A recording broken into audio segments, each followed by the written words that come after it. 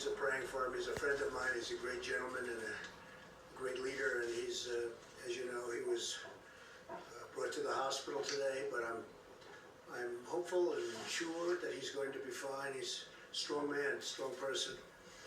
Today, every patriotic American heart beats in solidarity with the incredible people of New York and New Jersey.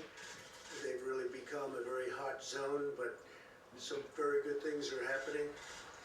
In New York, the first time where the deaths were less from the previous day. That's the first drop so far, so maybe that's a good sign, could be. And the hospital levels are starting to perhaps decrease. It's been very short, but perhaps decrease. So we wish Governor Cuomo and all of the people in New York great, and New Jersey, your governor's doing a great job. He's doing a great job in New Jersey. They got hit very hard. I just want to say that the full power of the American government and American enterprise, it really is. This is an all-out military operation that we've waged, and especially over the last number of weeks. 50 states and territories have now been approved for major disaster declarations, which is very unusual. Thanks to the Army Corps of Engineers, New York City's Javits Center is now one of the largest hospitals in the United States. It's designated for treatment of the virus, patients and staffed by hundreds of federal medical personnel deployed from 2 Army hospital units, and they're doing a great job. This was something that we didn't expect to do, but they needed help in New York, and we sent federal troops. Not only troops, we also sent a lot of very talented doctors, nurses, first responders. People are now running Javits. Also, as you know, the USNS Comfort, which is in New York, there's been a lot of publicity about that coming in, and that was not supposed to be for the virus at all under any circumstances. But it looks like more and more we're going to be using it for that, so we'll see. That was supposed to be for people having other medical problems, but it's very interesting because there are virtually no cars on the road, no motorcycles on the road, no anything on the road. Things that would normally be taken care of, we don't see anymore, so we haven't seen that in a long time. It's perhaps a positive, but the ship is ready, and if it has to, if we need it for the virus, we will be using it for that. They prefer not, for obvious reasons, but if for any reason they need it, it's ready, willing and able. We have the best doctors, the best military leaders, and the best logistics professionals anywhere in the world, and we're orchestrating a massive federal response unlike anything our country has ever seen or done. We've never done anything like this. And more we're using our medical people because of the fact that jurisdictions, states, in particular New York, New Jersey, the Connecticut area, Long Island now has become a hotspot, part of New York. We're sending a lot of things, a lot of supplies, and now we're sending personnel where it's needed, military personnel. As of Tuesday, we'll have deployed over 3,000 military and public health professionals to New York, New Jersey, Connecticut, and other parts of our country. 3,000, that number's going up. And we hope we're seeing a leveling off in the hottest spots of them all. So we'll see. You'll be seeing that over the next few days. Let's see what happens. But we're prepared. In the last 7 days, FEMA has airlifted critical supplies and protective equipment from every corner of Earth.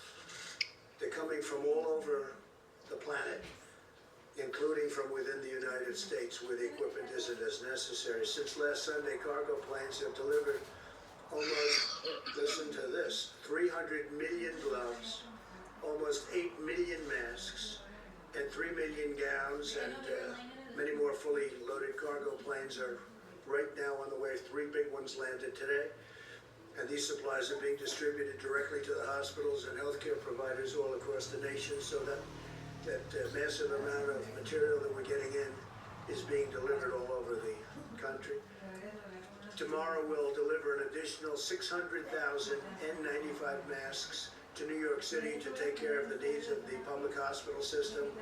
It was a request of Mayor de Blasio. We've been working great with Mayor de Blasio, getting him a lot of stuff. He's working very hard, I can tell you that. And we're working really very hard with New York City and with New York State And at the request of Congressman Lee Zeldin out in Long Island, we will also be delivering another 200,000 N95 masks to Suffolk County, where they need them very badly. So we're getting that out on an emergency basis. Should be there tomorrow. We'll also be deploying millions of N95 masks to other locations that Admiral Polovchak will detail shortly. The Admiral will be up in just a couple of minutes. Over the last 24 hours, FEMA has delivered an additional 500 ventilators to New Jersey, 500. And again, the governor, New Jersey, including building hospitals. We've also sent an additional 200 ventilators to Louisiana, definite hotspot. 300 to Michigan, working very well, I think, with the governor. Amazingly, 600 will be going or have gone to Illinois. And I mean, there's a governor I hear complaining all the time, Pritzker. I hear he's always complaining, and yet I just said, give me a list of a couple of the things we've done in Illinois. And we're building a 2,500 bed hospital in McCormick Place. That's the big convention center in Chicago.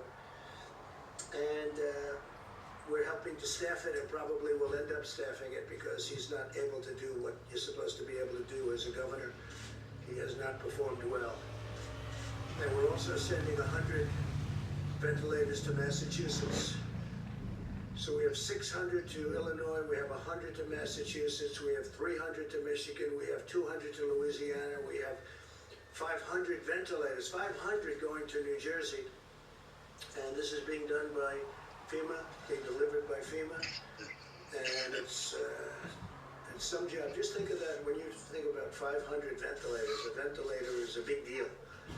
We're also establishing a federal medical station in the Washington, D.C. area to help Washington, D.C., and working very closely with the mayor and everybody in Washington, D.C. At the same time, Governor Inslee, we appreciate this, of Washington State has returned 400 ventilators, which can now be deployed elsewhere in our country. So the state of Washington's done very well. They won't be needing some of the ventilators that have been sent, 400, that's a lot. And we appreciate that he's able to give them back. He feels confident that they are in good shape for the coming weeks until we can declare a final victory. In the days ahead, America will endure the peak of this terrible pandemic. Our warriors in this life and death battle are the incredible doctors and nurses and healthcare workers on the front line of the fight. We pledge to them our eternal gratitude and everlasting support. They make all of us very proud. Our country is very proud. We have people, they love our country. The world loves our country, most of it. Probably all of it, they just don't say it. I can report today that the United States has now tested and given results, gotten results of 1.67 million people. That's far more than any other country has been able to do. And you remember we inherited a broken system, so a lot of this has been developed. By Tuesday, 1,200 brand new rapid point of care testing kits has been produced by Abbott Laboratories, great company. And they'll be distributed to all of our public health labs. That's a 15-minute test, even less, as well as the Indian Health Service, the CDC, and the Strategic National Stockpile. So we're going to have 1,200, and on a weekly basis, we're making a lot more. They go very fast, they're very accurate tests. And other countries are wanting them, so at the right time, we'll be able to do that. But right now, we're getting them to all of ours. So we've done 1,670,000 tests. Think of that, 1,670,000 tests. And we have a great system now. We're working with the states in almost all instances, but we have a great system. And the other thing that we bought a tremendous amount of is the hydroxychloroquine, which I think, as you know, it's a great malaria drug. It's worked unbelievably. It's a powerful drug on malaria.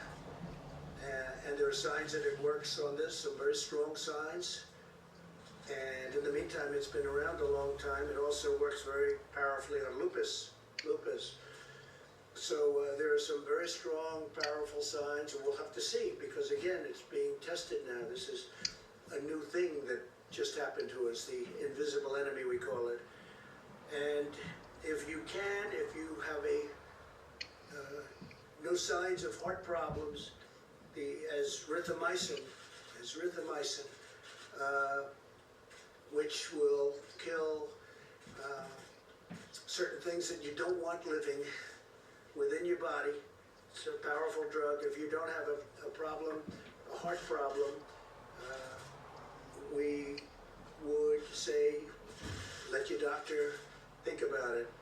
But as a combination, I think they're going to be, I think there's two things that should be looked at very strongly. Now, we have purchased and we have stockpiled 29 million pills of the hydroxychloroquine, 29 million. A lot of drugstores have them by prescription, and also, and they're not expensive. We're sending them to various labs, our military, we're sending them to the hospitals, we're sending them all over. I just think it's something, you know, the expression, I've used it for certain reasons. What do you have to lose? What do you have to lose? And a lot of people are saying that when, and are taking it, if you're a doctor, a nurse, a first responder, a medical person going into hospitals, they say taking it before the fact is good, but what do you have to lose? They say take it. I'm not looking at it one way or the other, but we want to get out of this. If it does work, it would be a shame if we didn't do it early. But we have some very good signs. So that's hydroxychloroquine and azithromycin. And again, you have to go through your medical people, get the approval. But I've seen things that I sort of like. So what do I know? I'm not a doctor. I'm not a doctor, but I have common sense. The FDA feels good about it. As you know, they've approved it. They gave it a rapid approval. And the reason, because it's been out there for a long time, and they know the side effects, and they also know the potential. So based on that, we have sent it throughout the country, and we have it stockpiled, about 29 million doses. 29 million doses. We have a lot of it. We hope it works. Driven by the goal of the brightest minds in science. We have the brightest minds in science, but we're driven by the goal of getting rid of this plague, getting rid of this scourge, getting rid of this virus. These brilliant minds are working on the most effective antiviral therapies and vaccines. We are working very, very hard. I have met many of the doctors that are doing it. These are doctors that are working so hard on vanquishing the virus. We strongly recommend staying at home, practicing vigorous hygiene and maintaining social distance, so you're just not going to catch it. It's the most effective weapon in this war. And I will tell you, we are committing to you, we're committing to the people of our country like few administrations, few people, few professionals have ever committed before. They are working so hard. I see them before my eyes, exhausted.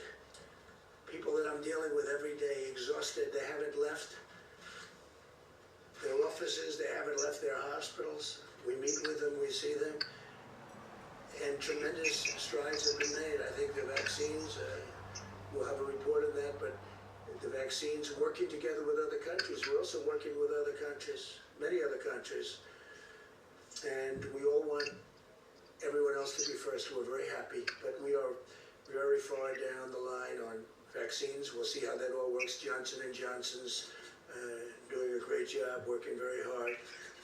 A vaccine would be great therapy. A therapy and therapeutics would be great. We'll see what happens. In the meantime, you may listen to what I said about the two drugs mentioned. My administration is rapidly implementing the largest emergency economic relief package in American history. You've seen what's been happening. Billions of dollars in small business loans have already been processed through Paycheck Protection Program. So we went out on Friday and literally it's become so popular. It's been worked with the banks. They get it to the small business. It's all about employment. It's all about jobs. I want you to keep your jobs.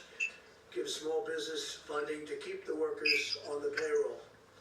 And we're sending direct cash payments to millions of Americans and rushing aid to the hardest hit industries. We're saving industries. We will be, you'll be seeing it.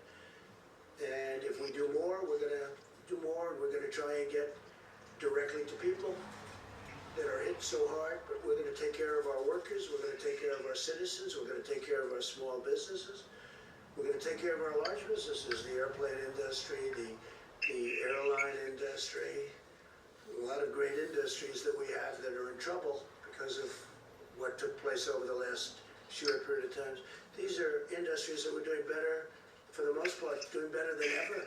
The airlines were doing great. Oil was doing great, oil and gas, and the energy industry was doing phenomenally well, and it got hit like nobody's ever been hit before. Just about like no industry's ever been hit before. There's never been anything like this. But we see light at the end of the tunnel. Things are happening. Things are happening. We're starting to see light at the end of the tunnel. And hopefully in the not too distant future, we'll be very proud of the job we all did. Can never be happy when so many people are dying, but we're going to be very proud of the job we did to keep the death down to an absolute minimum, the least it could have happened with this terrible, terrible virus. In closing, I also want to note today is Palm Sunday and the beginning of Holy Week for Christians in America and all around the world.